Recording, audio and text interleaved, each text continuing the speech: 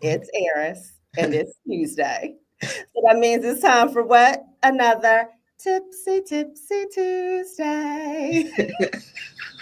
I just had to get it out. I had to get it out. I had to get it out. All right. So I want to say thank you to those who are going to tune in to today's live, but more importantly, Iris, thank you for joining me. This is only my second one. And I said, I'm going to try not to get emotional, honestly, because this is like a topic that is near and dear to me, is hot and heavy. I feel like every single time I turn around, I'm hearing about a girlfriend, a peer, I'm reading something in the paper where people, but particularly women, and even more so Black women, are being pushed out of jobs, being phased out of roles. And my goal today is just to be able to bring a little bit of insight, to bring some tactics, to bring some inspiration to folks as they're navigating this path. One thing that I will also say is that I think you and I are a prime example of actually what I think could be a tip, a tactic, or a lesson learned. And that is, you just never know. You never know. Relationships are going to go when you meet someone, especially someone you're trying to convince to hire you. You may not get the job, but you may get a really great friend. Yes, Yeah. yes, yes.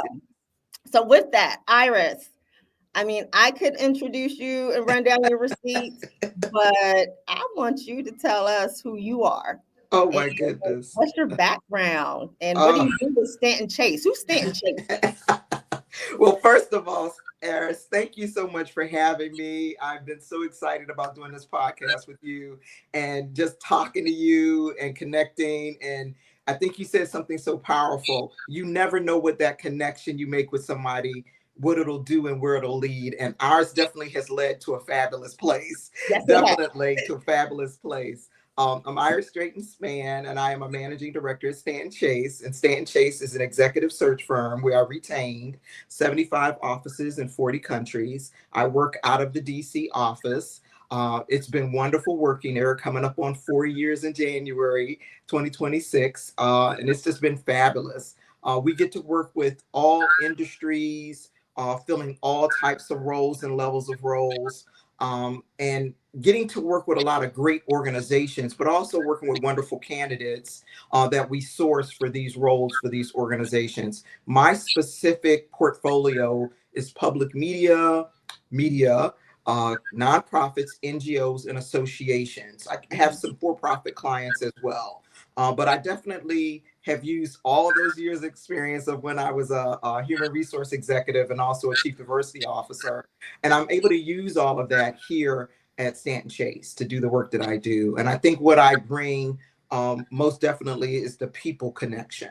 From being in human resources at large organizations, that people connection and being able to understand the client need and the person need and what the candidate's looking for and wanting, and also taking care of the client as well. So it's a great space. I love being in this space. It was a great pivot, a It great was a pivot. great pivot. We're Yes. going to talk about pivots too. You know, oftentimes when you're an entrepreneur or even a professional who's like rising up, one in the C-suite levels, they often talk about having like a kitchen cabinet, that's an accountant, an attorney, this and that. I've been telling people, y'all better get some HR and some executive recruiters on that little bench of yours, because you bring such great insight. And so I want to think about today's conversation with a couple different audiences in Mhm. mind. Okay.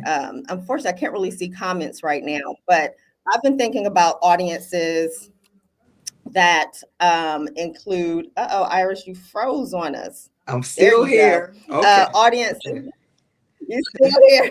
I'm still But here. Okay. audiences that include, that are unemployed, Hmm. underemployed, who may be pivot ready, looking for their Hmm. next move.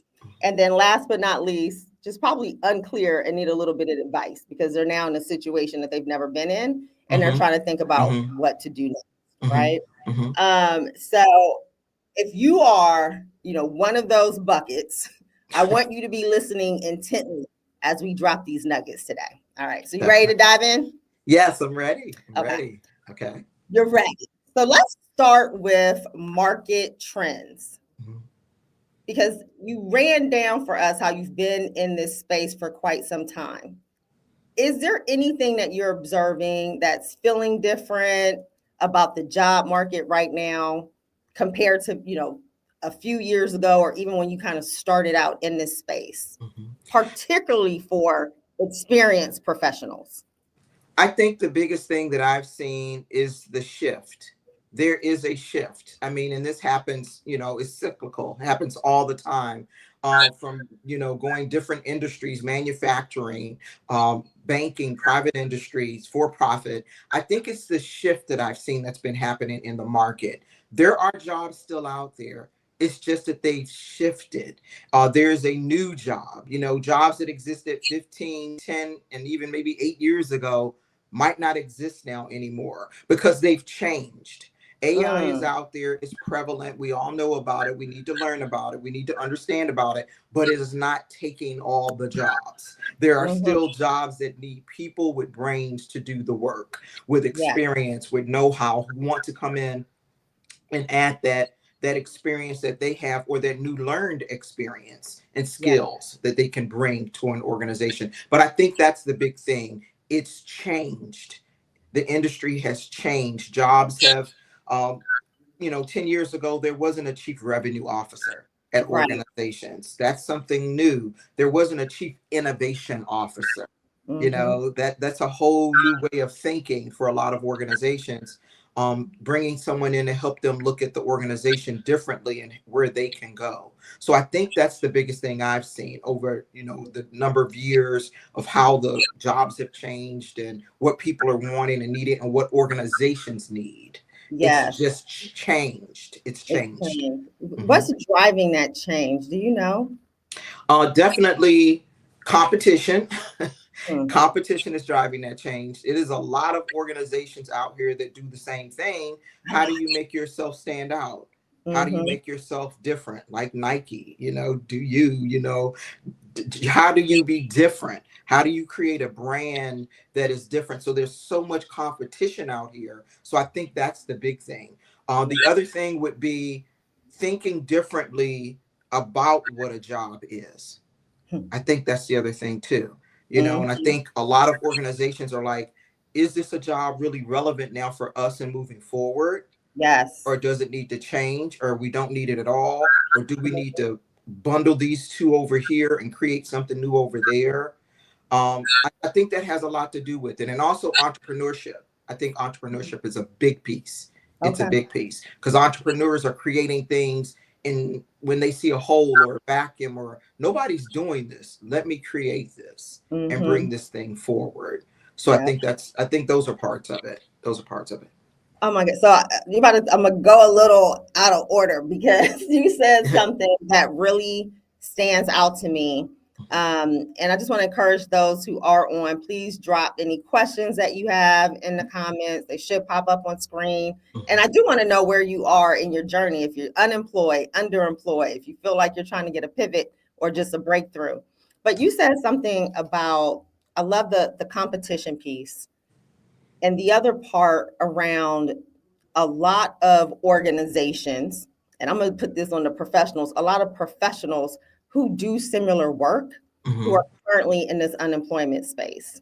And, I sit here and I'm like, oh my God, I don't know what to tell people because, okay, you do leadership development, or you are the DEI person, or you do corporate social responsibility, and you do policy and they do policy. And it's like, there's so many people who have the same skills and background. How do you decipher through that? I mean, as an executive recruiter, like, what are some things that you're telling people? I don't know. How do you stand out when it's a crowded field? I think that the big piece is, what is your story? Your story is going to always be different than the other person's story. I love that. And I really am one of those people that don't believe in letting AI create your resume, because you know what you did. You can create it and have someone read it over, but you know your story. Your story is going to be different than anybody else's. And I think that's the thing I really like to get to the heart of when I'm talking to a possible candidate for one of my clients is talk to me about your journey in your own words. And when I'm talking to that person, I'm listening, I'm taking notes, and I'll go back and ask very specific things. Okay, what did you do when you were there doing that? Why did you pivot from that to this? You know, just what is your story? Your story is going to be different, no matter if you have the same title as someone else. But that story of how you got there, what you do, and what you do different is going to be different than anybody else. I think the other thing too is a lot of people don't put a lot of, and it's important, it's big, education, skill, but also certification. Are you getting some certifications? Yes. What is that thing that you can specialize in? Okay, What see, can you specialize in? oh my God, you just touched on something else that, so I have been a mentor through my graduate program, National Urban Fellows. When I say a mentor, it's like you write a check to bring in a professional to do a fellowship with you, and you're giving them leadership, guidance, development. They're taking on some really big, strong initiative on your behalf. And one of my mentors about 12, 13 years ago, mentees, she said, Iris, what do you think about being a generalist versus being a specialist? And I had always kind of considered myself a generalist. Now I'm going, actually, I'm not a generalist. I'm a specialist. And I'm going to talk about this. And we were having this conversation just even recently with some recent college students. And we were telling them, you need to get a specialty. I think 10, 15, 20 years ago, more, you could have been a generalist. You can get thrown into things in government, nonprofit, and startups, and you carry a lot of different roles, and that was valuable. But now it seems like having a specialty and being that thing, or knowing that, is like where the money comes, where that job security comes, where that, am I on something?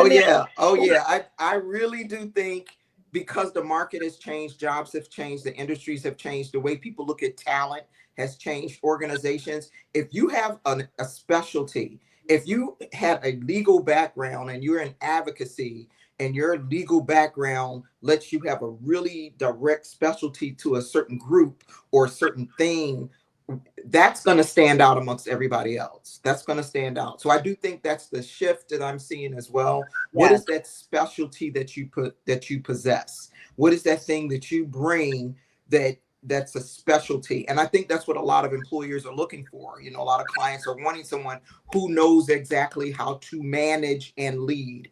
That is big. I can't emphasize that enough. That is big. If you have leadership skills and you're good at that, and you've gone to AE and gotten your certs and all of that, and you stay on top of leadership and development for yourself and for others, when an employer sees you, a client sees you, and you have that experience of leading and managing people, and then you can also put down on your resume all those certs that tie back into that, that's a specialty.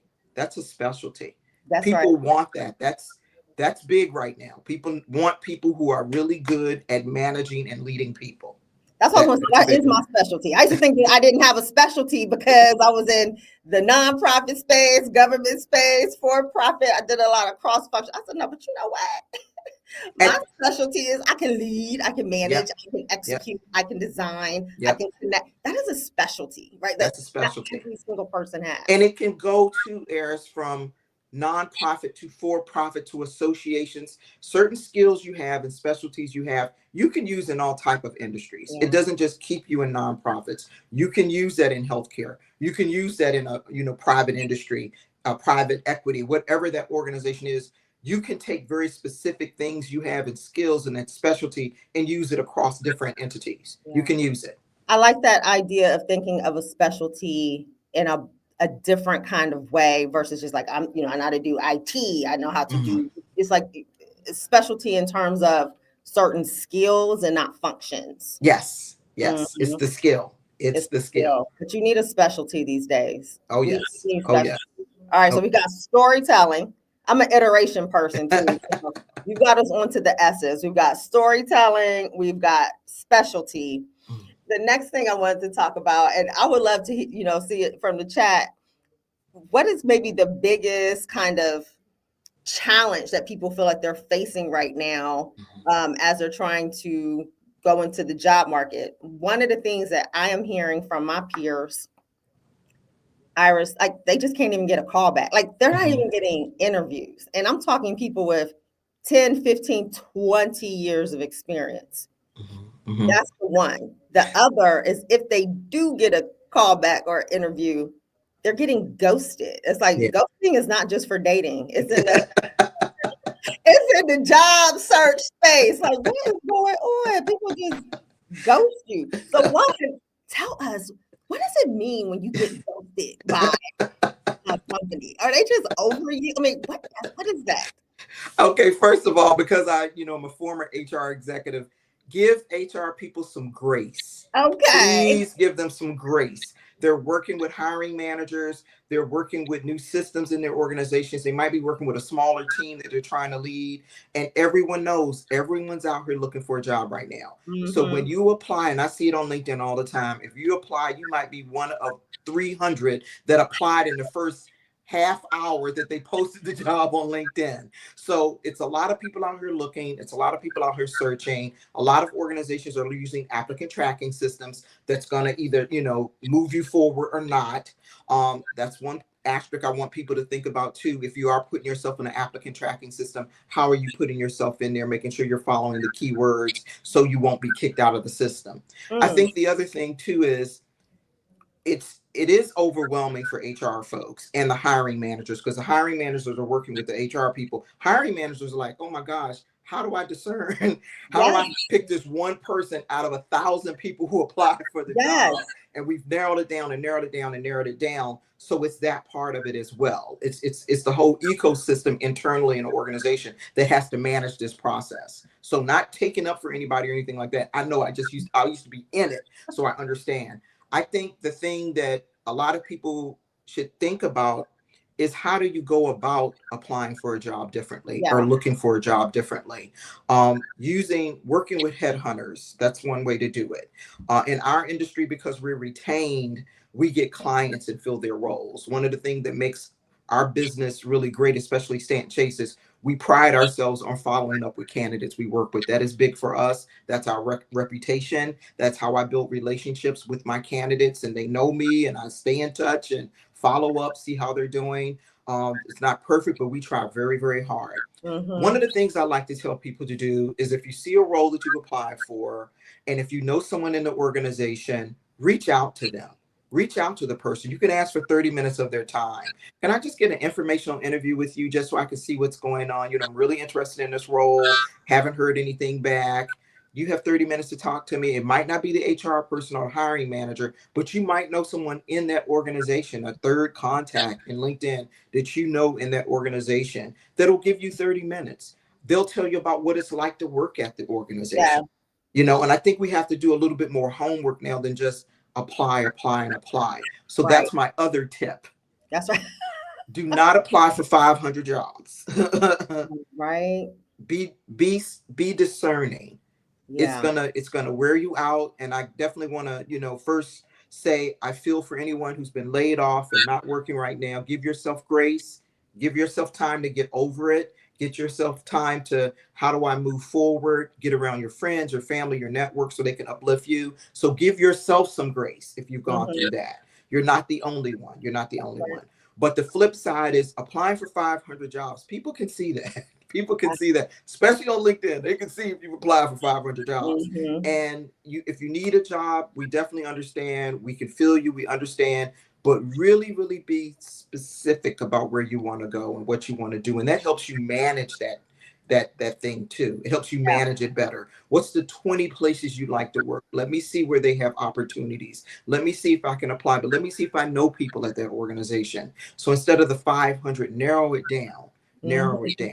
And I think that makes a big, big difference in the job search itself. Is how you're approaching it. That's fair, because let me tell you, I mean, throwing your resume out there when you know you're dope or you're bringing something to the table to 200, 300, 400, organizations, like 4, 5, 6 a week, and getting nothing, that also starts to become a little crushing. You Yeah, know, it it's so does. crushing. It starts to make you question your confidence. And we were kind of, talking before we came on, where I'm just like, it takes work to get work. Like Yes. everything Yes. is work. We don't get these roles, we don't get to these levels, we don't achieve what we achieve by not going the extra mile in a very strategic and intentional way. And, I always say it's the quality over the quantity. Even when I'm Yes. networking and connecting with people, I have a girlfriend, she is like the Uber networker. She's like, "Were you in that room? And you only talked to 2 people." You need to talk to 2 people because I can't even follow up with. It's gonna be hard to follow up with the 2. Imagine if I talked to 20 and now I'm trying to follow up with 20. I'm trying to do my pre-work in advance. Who's going to be in that room? Yes. I think Yes. about the goals that I have professionally, financially, civically. How are those people going to connect in like it is work, and Yes. it's not just a Yes. matter of, to your point, throwing your resume out there and hoping that it gets seen. The other way, I think about being seen and networking is like this age of social media. Yeah. And how important is that? And let me say this. So I'm a woman of a certain age. I grew up in the Midwest. We were kind of modest. It wasn't a lot of like self promotion, and even in my generation, what we're doing now and seeing now, we didn't quite live like that, where everything was like, and yes, I do use social media for professional reasons. That said, while firms retain you, and I love that you gave us the difference between a headhunter and an Mm-hmm. executive recruiter, right? Mm-hmm. So headhunter is working with the candidates. You are working with the organizations to find them quality candidates. Mm-hmm. But even still, you've got to have a dope network for these organizations to say, we want to hire Stanton Chase and have Iris lead this search because he has a network of professionals that we value and align with where we think this role is going to go, right? And so Right. I can Right. get that. How important is it for people to get out of their shell? And how do we get on your radar? Like get on us radars, your radars, so that we can have these opportunities in a different way. I think, one of the things you said that is powerful, and we both are networkers. I know I've seen you at networking events. Me and you are networkers, and everybody at the firm will tell you, I love We a good are. networking. Listen, I if can y'all are talk not to, following Iris, you need to follow Iris on LinkedIn. She I, is I, her life is famous. I talked to the Uber driver on my way to the networking event. I'm a Myers-Briggs off the chart networker. I love it. I love it. I think the thing that, you can be behind the computer applying, doing that. That's one way to do it. This is a different generation, different age. I understand. I'm the same way you are, Eris. I came from a different way of looking at networking and interacting and engaging. That's only going to get you so far.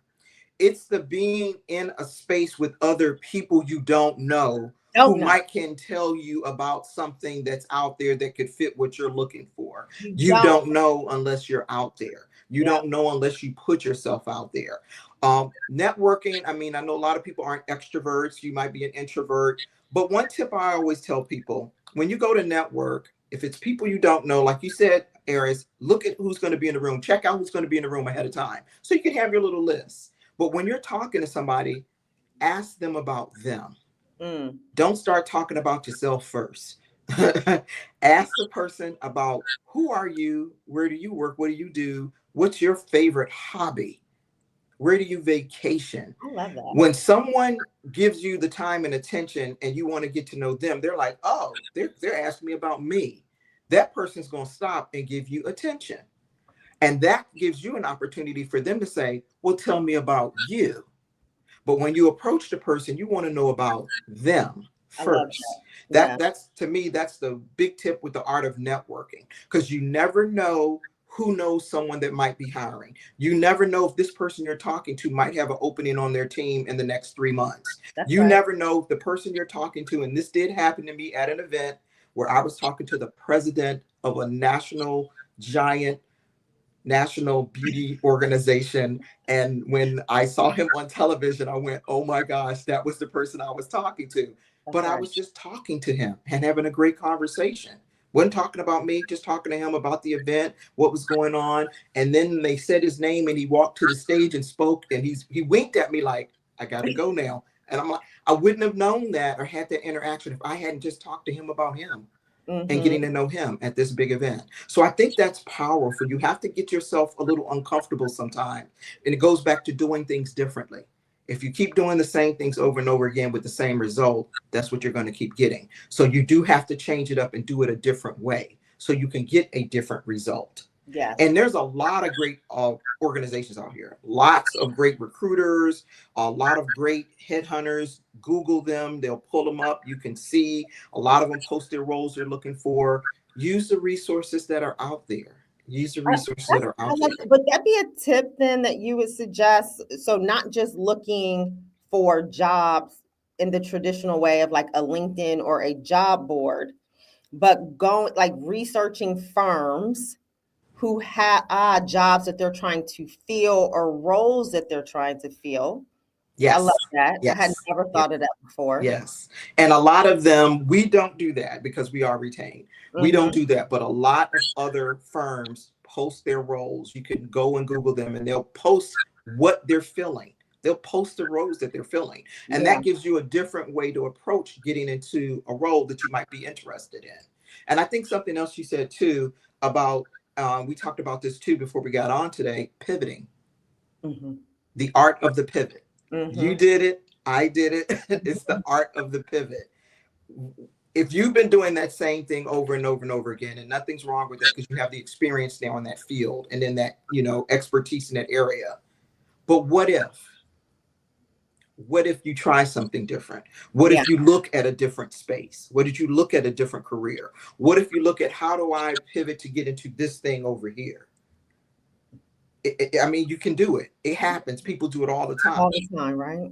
And it takes a little courage, it takes some research. It takes some looking at if I love art, if I love painting, whatever that thing is, how do I pivot that and I can maybe make it a career? Yeah.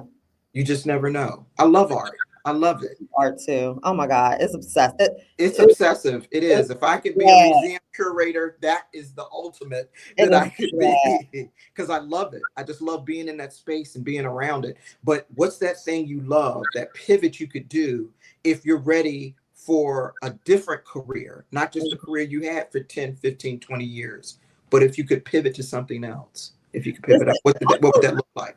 I also think, I'm gonna challenge a little bit. I think it's also a pivot in mindset. Yes. Meaning, I come from a background that was very public service oriented, social good oriented, equitable policy, like all the things. So I want to, that passion and that purpose. That's important. But you know what? Let me just tell you something. I got to a point where I was like, I really want a great paycheck. I really want to figure out how to bring in some profits. And so purpose and passion were fine, but where's the money? And sometimes that does not coexist. And so, even as I've been talking with people when they reach out, trying to figure out the next and how, and I say, it's not that I'm saying to go sit and now be stuck in the back room being an accountant. No shade to accountants or whatever it is that drains your soul. But maybe it's taking your skills and it is going into a different type of environment, but the pay and the quality of life is something that is in alignment even more so than just like the mission and the purpose of the work that's being done. And so I try to challenge people to think about that as well. Jobs are very important. You do want to find some fulfillment because we spend so much of our time there. But I do think we also put just a little too much into it. It's like it's a job. You need to work to survive. You need to, maybe not take it home with you every single night and have it define you. So I think that Mm-hmm. that's another type of pivot. And Mm-hmm. when I started making that pivot, I actually started going into some spaces and places that you see this smile. So, your choice, people. I'm just sharing some Yeah. additional tips and tactics. I mean, most of my career had been in corporate and nonprofits and Mm. public media, and I love it. I'm passionate about it. And to pivot into this space, which is, more for-profit space, it Mhm. was different. It is different. Yes. So you can still have passion about whatever organization you're in and wanting to go from one to the other. Some people may want to go from corporate to nonprofit. You can find passion in that, or from nonprofit to for-profit, depending on that thing you want to do and where you want to go. You can bring that passion and be open. I think that's the thing, Iris. Be open to the possibilities. Be Yes. open to the possibilities. A lot of time I've talked to people and they're like, I just don't know which way to go. Should I get out of nonprofit and go to for-profit? Yes, because then you could always be on a nonprofit board. That's what I say. I I say mean, you that know how all the many time. nonprofits need board people, and a lot of the nonprofits, they're non-paid seats being on their board. But look at the passion you can put into it. I know I've done it. I love it. I Yes. love it. It's just that's You've been that thing that supporting my makes me nonprofit. whole. I love you for that.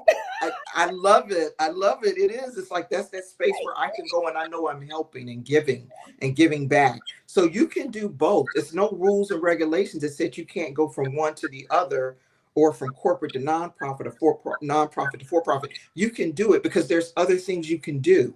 And if you do that board work, that's going to make you attractive to someone who might have never seen you and looked at you before for a possibility. That's another little tip. I want to make sure we put that on there too. I got it.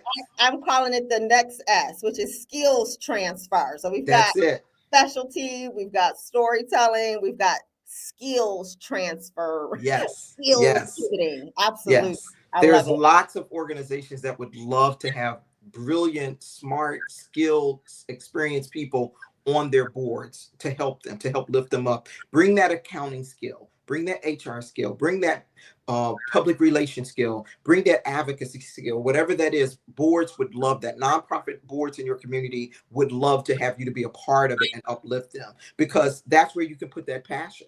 That's where you can put that passion. And it is attractive when you are looking to get in other roles. It is attractive to people hiring at organizations when they see you have a balance of community, when they see you have that. Listen, and that's another way to network. Yes. Yes. And I know it's hard when you're like, I need a paycheck.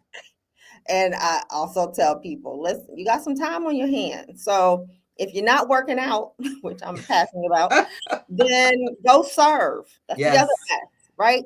Is serve. It keeps your skills sharp. Yes. It Yes. keeps you active and engaged and connected. And now you're serving on a board or you're supporting an organization that's exposing you to even more people. And guess what? That might lead to a contract, it might lead to a job.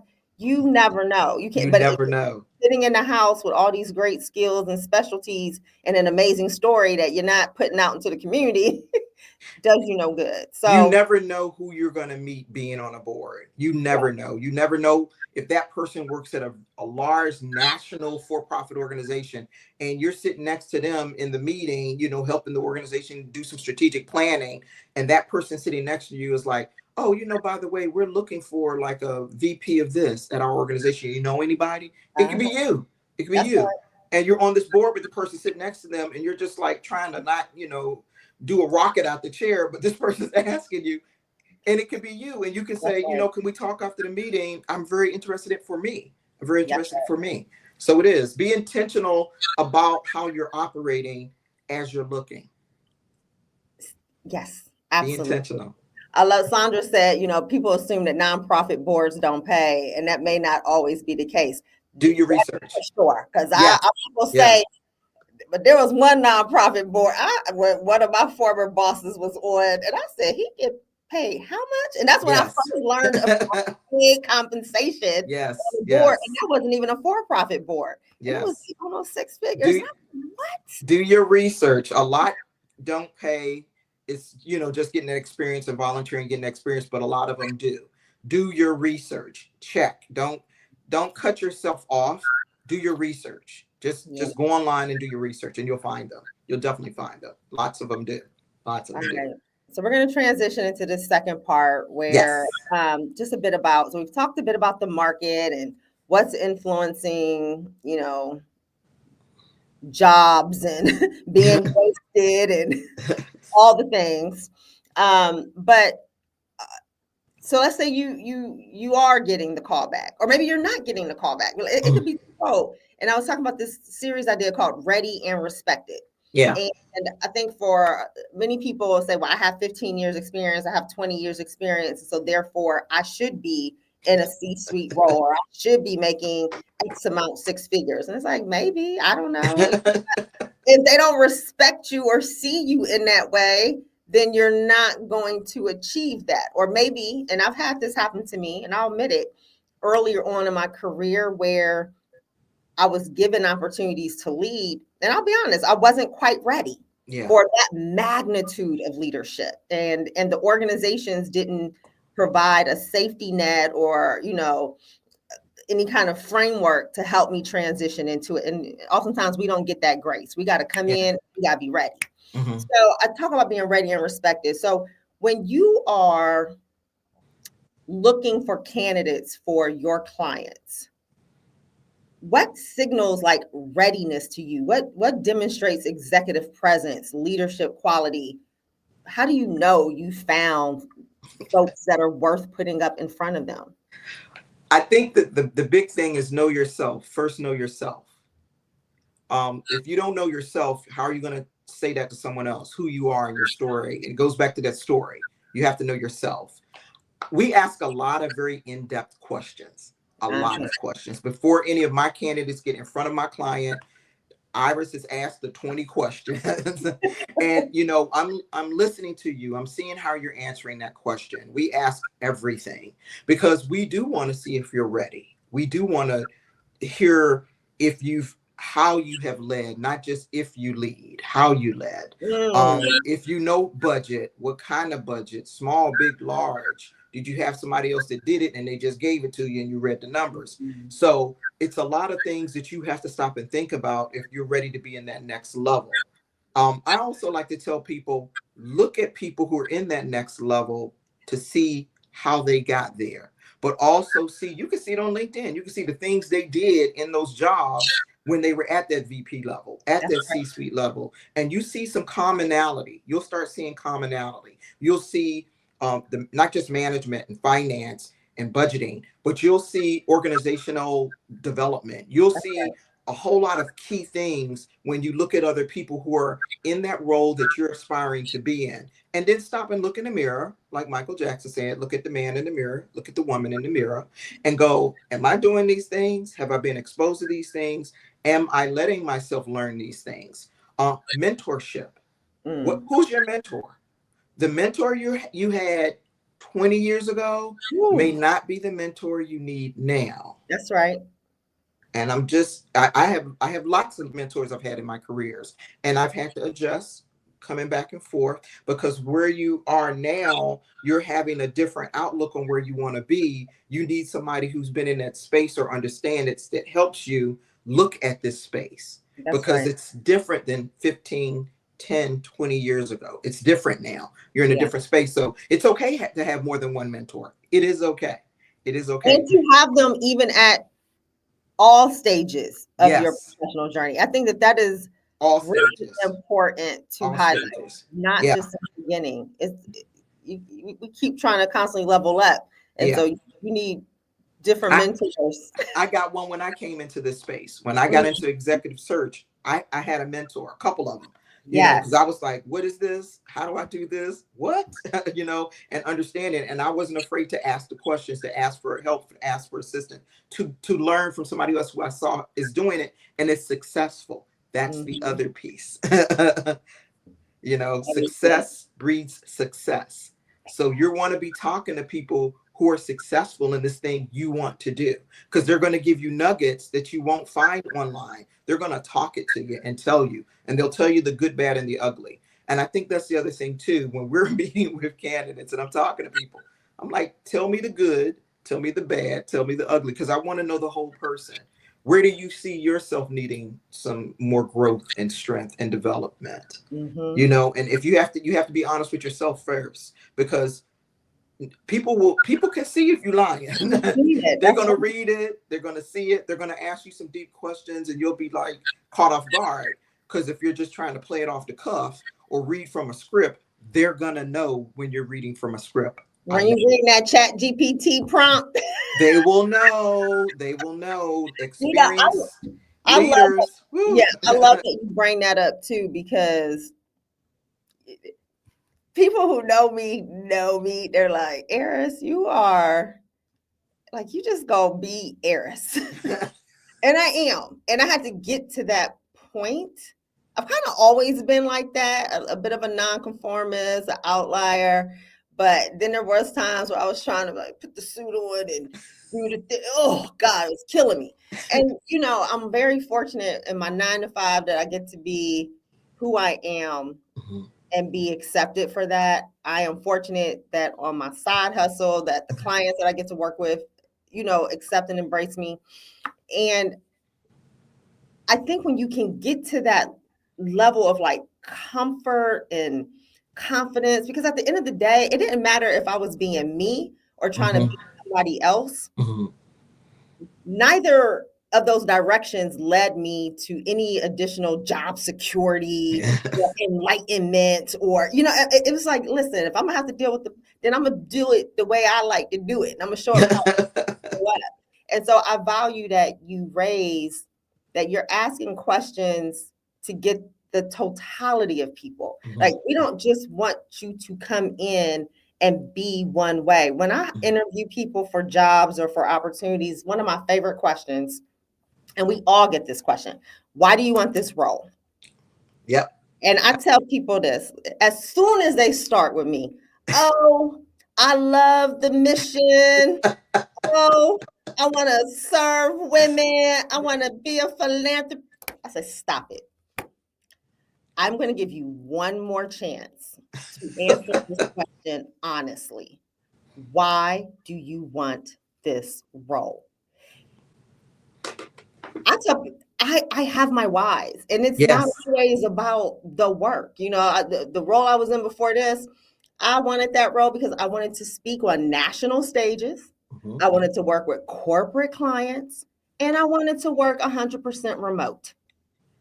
I cared about the work, obviously.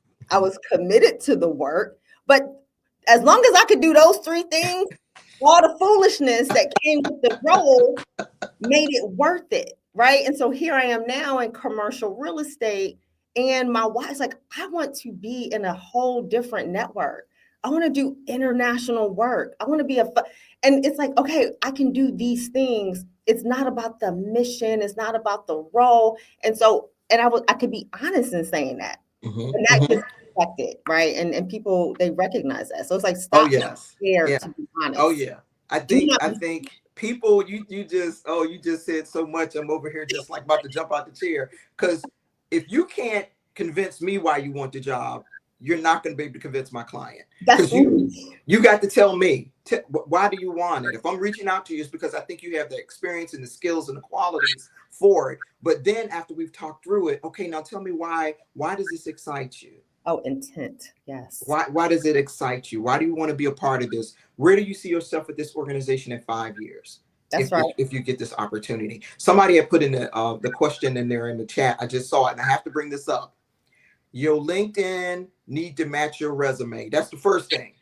If the two of those don't match, because people see it, make sure you're telling the real truth on your resume and on LinkedIn. People do their research. We do it. Clients do it. We do it all the time. Make Mhm. sure they match. Don't over exemplify. Don't overstate something. You know, if you Superman, fine. I want to see the cape. I want to see the dog you got. I want to see the kryptonite, how it hurt you. I want to see all of that. So if you say you Right. Superman, I want to see it. If you Supergirl, I want to see all that. To show me your cape, show me your card, all of that, because people are going to check. So to your own self be true. Someone wrote about the authenticity, but it's to your own self be true. That's People right. can, if you come with your own truth, people are going to see that. They're going to see it. And What you is this want thing them you're to see it. bringing?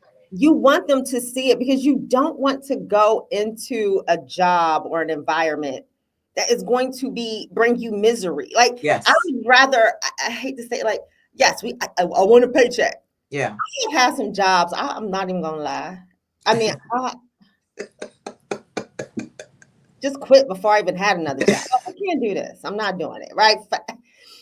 I refuse to do soul sucking work ever again. I'm gonna go on record. I don't care. I'm not gonna do it. I'm not gonna do it. My mom says never say never. I know. I'm not. This is the one life you have. It's the This is the one one life life you have. So I might Yes. as well show up as who I am, be honest about what I bring to the table, be honest. I love my CEO now. I remember we were kind of talking about the role that it wasn't this role that I interviewed for. I interviewed for something else. And he said, well, what is it that you want to do? But because I had done my pre-work, I had spent months mapping out, visioning what it was. When he asked me that question, I said, boop, boop, boop, boop, boop, boop. With a straight face, confidence. Either they had something that met that or they didn't. It didn't matter, right? The role we were talking about wasn't the role for me. Yep. I knew it. He knew it. And he came back with a new role that aligned to, and I was like, wow, okay. Is that all I've had to do over these? No, that doesn't happen all the time. But my point again, don't be afraid to say what you want, to articulate the value that you bring, and not try to force something because now you're getting scared out of scarcity. Like, you know what I mean? Because you're not going to stay there. Yeah. And if you stay there, hell, life is short. You're miserable. So and it is. It's a lot of things, and that's a good point. If I'm meeting with someone and talking to them, and some candidates about a role, literally, I'm like, ask me the questions. I want them to ask me the questions because I want to help talk them through it. Is this thing that's going to make you want to be there, bring you joy? You're going to be able to apply yourself because it's important. It's important. Clients can see that. They can see that, especially the higher up you go in your role, they can see it. And I think the other thing too is if you're not working, because I want people to be working and you're having a hard time and all of that tracking systems and you're getting ghosted and all of that. What's that thing you can do on the side to just have a consulting gig? So you can have that to keep you going through until you get that full-time role, until you can get into something else. There's so many things you can do. I have a real good friend. I keep trying to talk her into selling all her stuff on Etsy because she's so talented, like this creative person. She can create anything, any kind of art, she can create it. And she's like, no, I just love it. It brings me joy. It's, it's fun and all that. I'm like, no, you should open up an Etsy store, just do it. She's like, I don't want to, I'm retired. I'm like, but you still can do it for some money on the side, she's like, no, kind of thing. But think about that. I think we limit ourselves so much. We limit ourselves to, if I'm not doing this thing that I thought was me for 25 years, I can't do nothing else. Yes, you can. Yeah. Yes, you can. There are ways to take all of that great years of experience, that role, whatever that was, and pivot it or put it somewhere else or use it somewhere else. Education needs people. They still need substitute teachers if you're looking. So you get that gig, that new role, that new job. So there's things out here you can be doing as you're looking for that dream role, that life role, that thing that'll bring you joy. So let me ask you this. Okay, now we're gonna boom through these last few, right? Okay. One,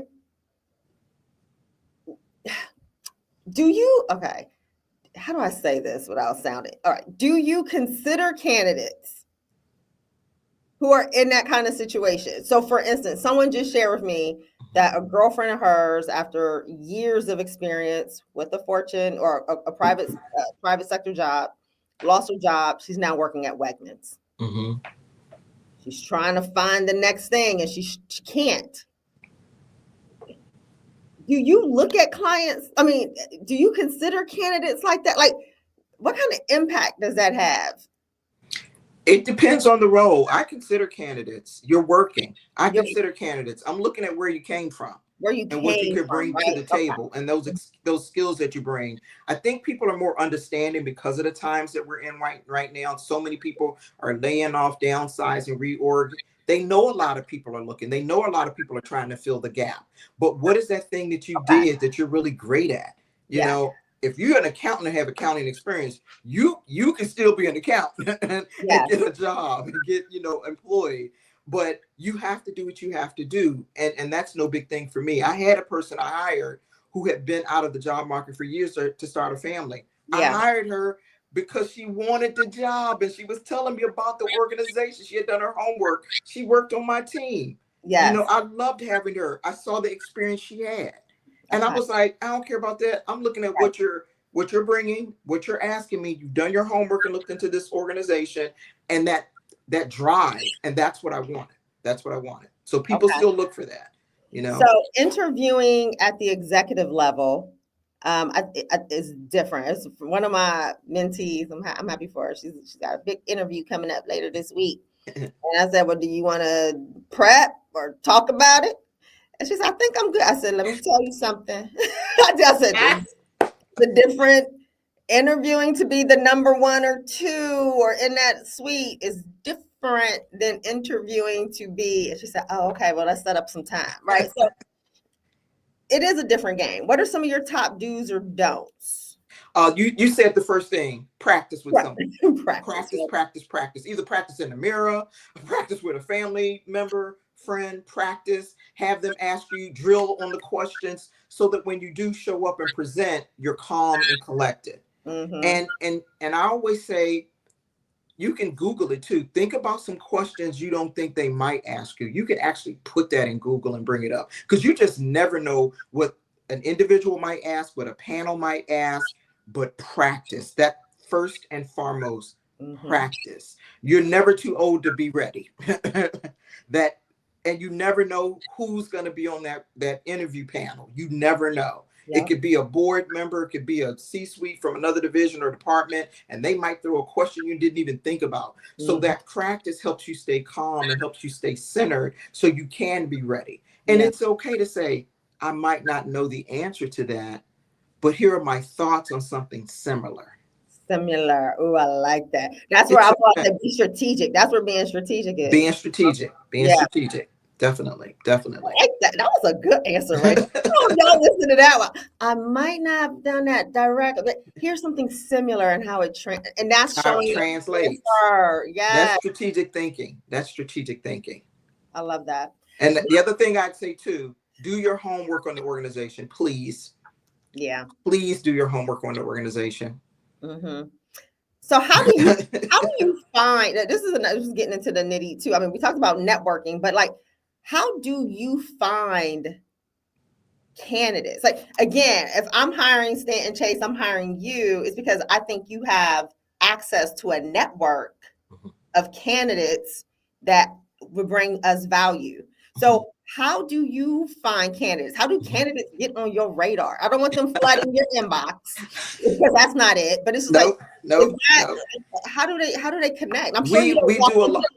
And wait, I will say, and it's like, sure you don't walk into parties like, hey, I'm an executive. I can do is not tell anybody what you do. I wouldn't tell anybody what I do. I don't like to tell people I'm a philanthropist, because then they don't write a check. First thing, when the same thing to me, they find out, they go give me a job. And I'm like, this is what we do. We source. We do sourcing with active candidates and passive candidates. We're always on LinkedIn. That's why when somebody put that in the chat, that is a big place where we source for candidates. So we're looking at what you're posting. We're looking at what you look like on LinkedIn, your story you're telling, your resume, your experience. But the other thing too is our referrals. We get a lot of people from referrals. That's big for us. That is big. Our organization, because we are so big, we have a big network. When you have 75 offices in 40 countries, that's 75 offices in 40 countries. Yeah, and I work out of the DC office. So we do a lot of outreach and sourcing to passive and active candidates for our clients. But it isn't just, I'm reaching out saying, hey, I want to talk to you about this. I'm looking at you. I'm looking at what you're putting out there, what you look like on LinkedIn, what you're posting about. I'm looking at all of that. And clients are looking at that too. So that note I saw in the chat, you better make sure. If you want to share your superpowers, make sure they're your real superpowers too. I love that Sandra said, you are so correct. So she said, people still get tripped up on that. Tell me about yourself. I hate that question. I hate that question. It is like, I hate it. It's the elevator pitch. You want to keep it to that 30-second elevator pitch. They do not need to know about you from birth to now. That's why the practice is important. The practice is important with whoever you're working with or friends or whatever. It's that 30-second elevator pitch, because you want to give people something to go, aha, I might can ask about that later. It's not your whole life story. And make it relevant to what the job is that you're looking to get when they ask you about yourself. Yeah. If I want to be that art museum curator one day, when I'm telling them about myself, it's going to be, I love sculptures. I love paintings. I love oil paintings. I love up and coming artists, that type of thing. It's not the hour-long story of birth to now. It's not. It's the elevator pitch. Yeah. Elevator pitch. So I want to wrap up with just kind of two things. Okay. One is, we have a disproportionate number of women, particularly Black women, who are finding themselves in this unemployed or underemployed space, and many of them for the first time ever. And I don't want to be so bold to say that these are intentional actions. It could just be the nature of the roles that we've traditionally gone in that have now been either eliminated, reevaluated, which means we have to reevaluate kind of what our path forward looks like professionally. And I mean, you have already kind of touched on this. I mean, I think from the networking piece, from the pivoting of the skills, just really kind of reimagining what it looks like going forward. But, what would you say to women who are finding themselves being kind of persistently overlooked or underrepresented? But also, what can organizations be doing or considering in this time? Is that a lot? Yes. Oh, yeah. Before we wrap this up, I think the first thing is know your worth, know who you are, be happy with who you are, no matter what your job is. That's first and foremost. If you were laid off, let go, reorg, downsize, whatever, that is not who you are. That was that job. Yes. You are still you. Iris is still Iris. Iris is still Iris. You are still you. You're going to have to mourn it and get over it so that you can open yourself up and open your mind up to what's next. You cannot change what happened. You can change what you're going to do going forward. I think that's big and important. I think don't limit yourself to, okay, I'm getting, people aren't hiring me. You're going to have to change that mind shift, whether it's entrepreneurship, whether it's consulting, whether it's doing a different gig, a creator, a content creator, whatever that looks like, until you can pivot into a new role, into a new space. You said it already, Iris. You came from a whole different background before getting into the space and the for-profit you are in. I did the same thing. It can be done. It can be done. You have to make it up in your mind, and you have to say, I'm not going to let something stop me from being in this new thing I might want to do, or trying this new thing I might want to do. And as African-American women, we are the strongest people on the planet. I know I come from strong African-American women, and I never, ever heard you can't do something. And I let that guide me. I never heard that. I didn't understand limitations because I never let it be on myself from these strong African-American women that came before me. And it's tough and it's hard. You're going to get through it. I'm not being Pollyanna. I'm just being intentional. Yeah. I'm being intentional. We control our path. We can control our future. You're just going to have to, like you said, how do you reimagine? Reimagine. Reimagine. You gotta see it. We're gonna stick with the S iteration. To see it. And in order to see it, sometimes I say you have to be exposed. That's fair, but sometimes you just gotta create it. You gotta create it. That creation, I think about myself. I literally took like 6 months of intensive internal work. Acting this out. It was not pretty. It was very like, oh my God, I hired a coach. Hey, Andre, I still give her credit. She was amazing. Yes. So, like I was saying, someone put a quote or dropped a comment about it is a job to get a job. It is Yes. literally, it's work Mhm. to continue to level up. And so if you want to be where you are, and no one says you even have to level up. No one says you have to continue to grow and change. You can just be. I said sometimes Yeah. we spend so much time trying to become, we just Yes. don't be, right? And so you can just be, and that's okay.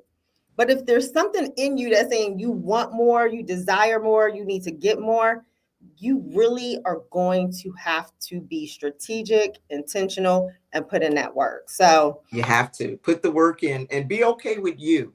Be okay with being your authentic self. You're not Iris, you're not Iris, you're not your next door neighbor, you're not your cousin, you're not your mama, you're you. that's How right. do you want to show up? What do you want your story to be? Because it's not the end. It might be the end of that job, but it's That's right. not the end of your story. That's right. Compete, but don't compare. So That's it. as we That's close out this week, Tipsy Tuesday, Love it. I love it. a couple things, right? So definitely lean into honing a specialty. Yes. First and foremost, know your story and Yes. practice being able to tell it in a Yes. compelling and inspiring and aspirational way. No, nobody wants to hear no sad story, okay? Nope. Uh, Nope. No, they don't. think about how those skills that you have can be transferred to other industries, sectors, and roles, and thinking about what a pivot looks like based on that. Do not be afraid. I'm not going to say afraid. Don't be lazy. Don't hold back. Go out and serve in this interim. Keep your skills sharp. Expand Yes. your network through that way.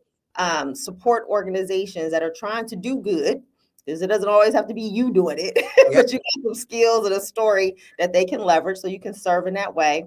The other is, really know yourself Yes. and sometimes put yourself second when you're doing the networking piece, meaning don't lead with you. Think about the other person, pull Yeah. from them, leverage them, and you probably will get more juice out of that squeeze.